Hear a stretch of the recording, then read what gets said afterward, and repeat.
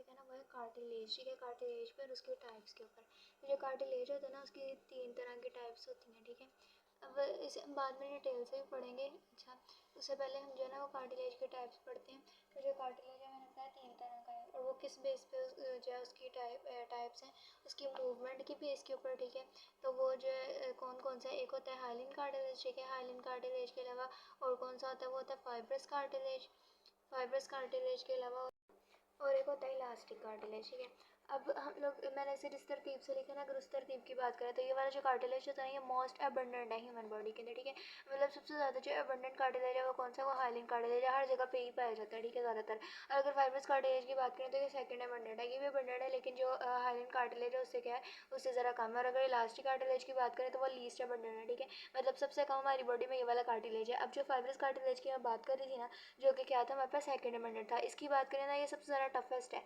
मतलब टफनेस के हिसाब से बात करें तो जो टॉप पे आता है वो कौन आता है, वो आता है फाइब्रस कार्टिलेज। लेकिन अगर अबंडेंस के हिसाब से बात करें तो टॉप पे कौन आता है, हाइलिन कार्टिलेज आता है। ठीक है, अब जो इलास्टिक कार्टिलेज है, सारी बात उसका नाम बता रहा है कि इसके अंदर इलास्टिसिटी है, तो ये सबसे ज़्यादा क्या होगा, टफ नहीं होगा, मतलब सबसे ज़्यादा सॉफ्ट होगा। और हाइलिन कार्टिलेज है वो क्या होगा, वो जो है ना मतलब फाइब्रस कार्टिलेज से कम टफ होगा। अब जो हाइलिन कार्टिलेज है ना उसके ऊपर बात कर लेते हैं। मैंने क्या बताया कि ये जो है ना बहुत ज़्यादा टफ नहीं है, मतलब इंटरमीडिएट है टफनेस के हवाले से। ठीक है, और इसके अलावा ये क्या है, मोस्ट अबंडेंट है, सबसे ज़्यादा अबंडेंट है हमारी बॉडी के अंदर। ठीक है, अब ये अबंडेंट है हमारी बॉडी के अंदर। उसके अलावा हम ये बात कर लेते हैं कि ये जो इंटरमीडिएट है वो क्यों इंटरमीडिएट है। तो जो कार्टिलेज होता है ना उसके अंदर दो चीज़ें होती हैं, एक होती है कोलेजन प्रोटीन। अब हमें पता है कोलेजन प्रोटीन हमने इससे पहले कहाँ पढ़ी थी, बोन्स के अंदर। और जो बोन्स के अंदर कोलेजन प्रोटीन पढ़ी थी वो कैसे पढ़ी थी, ये उसमें टाइप 1 होती है। ठीक है, और जो कार्टिलेज होता है उसमें टाइप 2 होती है। ठीक है, और इसके अलावा जो कार्टिलेज है उसमें एक तो कोलेजन टाइप 2 होगी, दूसरी क्या चीज़ होती है, दूसरी होती है इलास्टिन प्रोटीन। ठीक है, अब जो इलास्टिन प्रोटीन है और जो कोलेजन है ये दो चीज़ें हैं।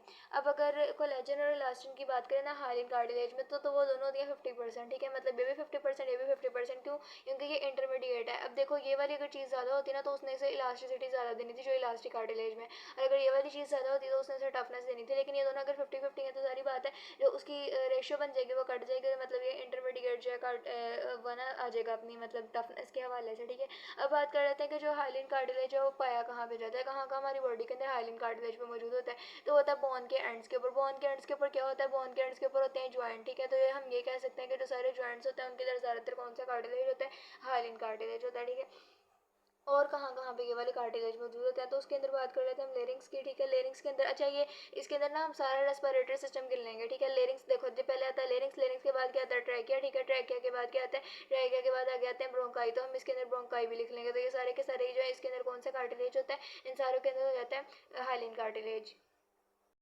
इसके अलावा जो नोज है ना उसके अंदर भी ये वाला कार्टिलेज मौजूद होता है, और इसके अलावा होता है कोस्टल आर्च। मैं इन दोनों के ऊपर थोड़ी सी बात करूंगी। ठीक है, जो नोज होती है ना, अगर अब मैं फर्ज करो ये मैंने एक नोज बनाई किसी की। ठीक है, अब ये जो मैं नोज बनाई है, ये जो इसके अंदर बोन है ना, यहाँ पे जो बोन है वो उसका जो नाम होता है वो होता है वूमर। ठीक है, वो बोन होती है वूमर। ठीक है, और ये जो यहाँ पे ये साइडों पे लेटरल साइड पे बोन मौजूद होती है उसको क्या कहते हैं, उसको कहते हैं nasal bone, sorry nasal bone कहते हैं। ठीक है, और अगर हमने एक और बोन पढ़ी होती है नोज के हवाले से, वो होती है इन्फीरियर कॉन्की। जो इन्फीरियर कॉन्की होती है ना वो बोन के अंदर अंदर वाली साइड में मौजूद होती है, मतलब वो बाहर से विजिबल नहीं होती। ठीक है, तो यहाँ पे वूमर बोन है। ठीक है, और जो वूमर बोन है उसके पीछे उसके पीछे यहाँ पे होता है कार्टिलेज। और वो जो कार्टिलेज है ना, जो से कार्टिलेज की मैं बात करी हूँ वूमर के जो पीछे है। ठीक है, वो कौन सा कार्टिलेज है, वो कार्टिलेज है हाइलिन कार्टिलेज। ठीक है, अब जो वूमर बोन है वो क्या, वो एक हम कह सकते हैं नेजल सेप्टम के तौर पे काम कर रही है, मतलब जो नेजल कैविटी है उसको दो हिस्सों में जो डिवाइड करी है वो कौन सी है, वो नेजल सेप्टम। ठीक है, नेजल सेप्टम जो है उसको वो कौन सी बोन बना रही है, वूमर बना रही है। और जो वूमर है वो बिल्कुल मतलब सामने वाली साइड पे मौजूद है। ठीक है, और जो बिल्कुल यहाँ पे साइड पे मौजूद है वो कौन सी बोन है, वो नेजल बोन है। ठीक है,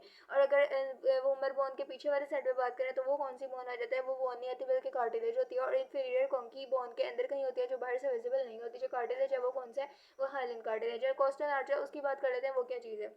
तो देखो हमारे पास पहले आते हैं रिब्स। ठीक है, अब मेरे पास पहले यहाँ पे आ गई स्टर्नम। ठीक है, अब ये जो स्टर्नम है ना यहाँ पे आगे जुड़ेंगे रिब्स। ठीक है, अब जो रिब्स जुड़ेंगे ना वो कुछ रिब्स जो है वो डायरेक्टली स्टर्नम के साथ जुड़ते हैं, और जो कुछ रिब्स है ना वो डायरेक्टली स्टर्नम के साथ नहीं जुड़ते बल्कि दरमियान में कार्टिलेजस स्ट्रक्चर आ जाता है। ठीक है, वो कार्टिलेजस स्ट्रक्चर है उसको क्या कहते हैं, उसको कहते हैं कोस्टल आर्टरी। ये कौन सा जो है वो कार्टिलेज है, ये है हाइलिन कार्टिलेज। मतलब ये बहुत ज़्यादा टफ किस्म का कार्टिलेज है। यहाँ पे बोन है जो काफ़ी हार्ड है, यहाँ पे बोन है काफ़ी हार्ड है, और यहाँ पे दरमियान में क्या कार्टिलेज जो ज़्यादा हार्ड नहीं है। ठीक है, अब इसके अलावा हम जो अगली है ना कार्टिलेज उसके उसके ऊपर बात कर लेते हैं। तो हम बात करते हैं फाइब्रो कार्टिलेज के ऊपर, ठीक है। तो जो फाइब्रो कार्टिलेज है उसके बारे में मैंने क्या बताया कि सबसे ज़्यादा टफेस्ट और सेकंड अबंडेंस के हवाले से, ठीक है। अब जो फाइब्रो कार्टिलेज है वो बहुत ज़्यादा टफ है, तो इसका मतलब क्या है कि इसके अंदर कोलेजन प्रोटीन है और काफ़ी ज़्यादा कोलेजन प्रोटीन है। कोलेजन प्रोटीन ज़्यादा क्यों है, क्योंकि ये बहुत ज़्यादा टफ है, ठीक है। और इसके अलावा इसके अंदर इलास्टिन प्रोटीन होगी, लेकिन जो इलास्टिन प्रोटीन होगी यकीनन वो क्या होगी, बहुत ज़्यादा थोड़ी होगी, ठीक है। इलास्टिन प्रोटीन इसके अंदर क्या होगी, थोड़ी। अच्छा, इसके अलावा जो फाइब्रो कार्टिलेज है ना उसके ऊपर अगर बात करें कि ये कहाँ कहाँ पे पाया जाता है, तो पहली बात तो ये पाया जाता है इंटरवर्टिबल डिस्क के अंदर, ठीक है। कहाँ पे, इंटरवर्टिबल डिस्क में। इंटरवर्टिबल डिस्क जो है वो क्या मुराद है उससे, ठीक है। तो जो हमारा वर्टिबल कॉलम है ना उसके दरमियान में जो कार्टिलेज मौजूद होता है वो क्या काम कर रहा होता है, वो असल में होता है इंटरवर्टिबल डिस्क। और जो इंटरवर्टिबल डिस्क के दरमियान कार्टिलेज मौजूद है, ठीक है, ये फाइब्रस कार्टिलेज है क्या, बहुत ज़्यादा टफ है, ठीक है। अब इसका असल में काम क्या है, जो पूरी वर्टिब्री है ना हमारी वर्टिबल कॉलम है उसका काम है बेंडिंग का, लेकिन जो ये हम लोग इसके अंदर इंटरवर्टिबल डिस्क है जो कार्टिलेज जगह फाइब्रो कार्टिलेज, इसका काम क्या है, तो इसका काम है शॉक एब्जॉर्बर, मतलब इसने शॉक एब्जॉर्बर के तौर पे काम करना है। जैसे देखो हम लोग छलांगे लगा रहे हैं, कुछ भी कर रहे हैं, एनीवेज, ठीक है, एनीथिंग जो भी कर रहे हैं, तो उसमें क्या होगा, ये जो शॉक एब्जॉर्बर का काम करेगा वो कौन करेगा, वो इंटरवर्टिबल डिस्क काम करेगी, ठीक है। और हमें कोई भी किसी भी तरह से चोट नहीं लगेगी या कोई हादसा नहीं होगा, ठीक है। और जो नेक्स्ट चीज़ है वो हमारे पास क्या रहती है, इलास्टिक कार्टिलेज, ठीक है।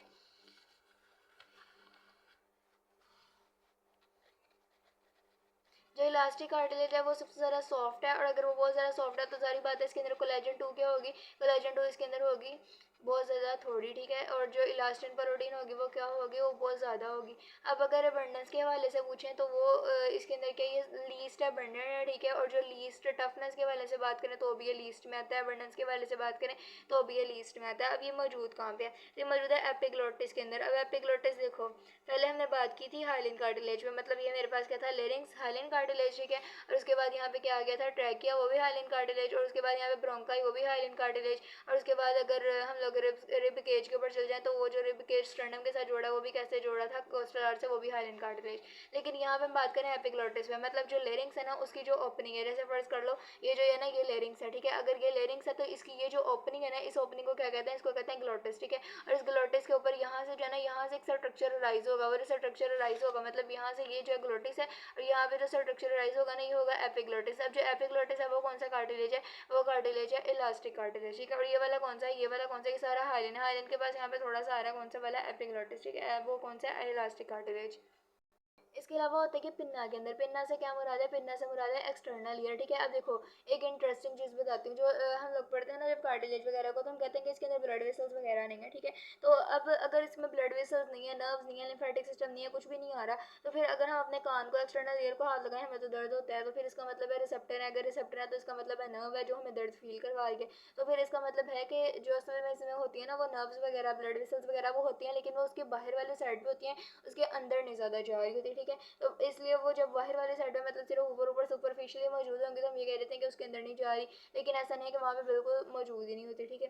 तो अब जो अगला हमने पढ़ना है ना वो हमने पढ़ना है बोन्स को, तो मैं नेक्स्ट लेक्चर में बताती हूँ।